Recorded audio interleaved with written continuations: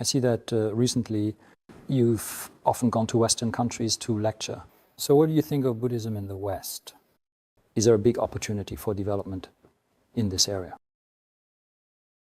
I'm not completely certain at this moment about the opportunities for Buddhism in the West. Because on the one hand, as you might expect, Westerners tend to be more tolerant, often showing greater willingness to accept different views. I also visited several countries, European and American, 20 years ago. But at that time, I really felt it was quite rare. Originally, Western countries had been under the influence of Christianity for such a long time. But nowadays, a lot of people, mainly studying Tibetan Buddhism, and in particular focusing on this tradition, judging from this trend, it appears that in the future, with the right causes and conditions, there should be room for further development or revival from another perspective.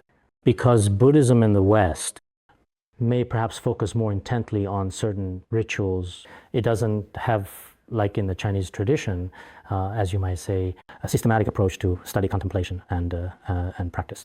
Well, if that's the case, when young people reach a certain stage, seeing religion, superstition, his heart was not integrated. The genuine wisdom of Buddhism.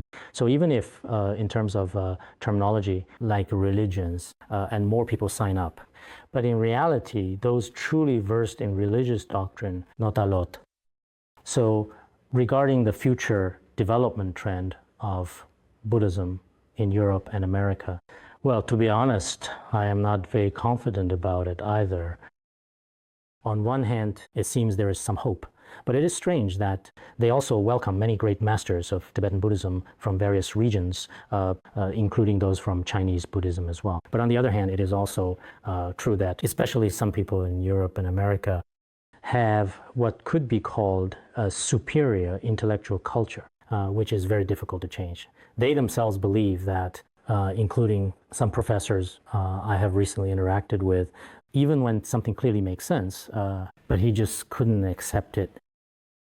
Their minds have already become set in their ways and thinking is fixed, even if others make sense. He genuinely thinks that my own reasoning, the way I have explained it, this is an idea that some people in other places also have. It's a bit different and very hard to change. In this kind of situation, if Buddhism's sound, however much progress, they still might not really acknowledge it, even then. I don't really understand the development of Buddhism in the West. But from my own view, I think aside from this kind of escapist mentality, which does exist, and political reason, mainly because of the issue with Tibet, some are genuinely interested, but to what extent they actually understand it, I honestly find it hard to say. I very often see some books with titles like using Buddhism for self-realization and self-fulfillment. I feel this isn't aligned with Buddhist doctrine. It's probably not quite the same, not quite in line with it. It's somewhat like pursuing material gain. That's not the same as the ultimate Buddhist teachings. In Buddhism, there are temporary practices like practicing yellow Shambhala. Nowadays, a lot of people have this tendency, they especially like in particular things such as wealth, peace, and health. But we would say these are simply temporary Buddhists. They can't really be considered the best Buddhists either. A true Buddhist, however, he must grasp the essence of Buddhism and have personal realization or attainment. Only then can one be considered a true Buddhist. Buddhism spreading in the West, it must overcome prejudices, escapist, political factors, and using Buddhism to fulfill one's own very personal dreams or desires. This kind of stereotype, which is often encountered in various situations, we should find ways to help people better understand what exactly are the fundamental ideas and core principles that form the foundation of Buddhism. I don't know how's it going, but when I was in high school, our religious studies classes didn't cover Buddhism.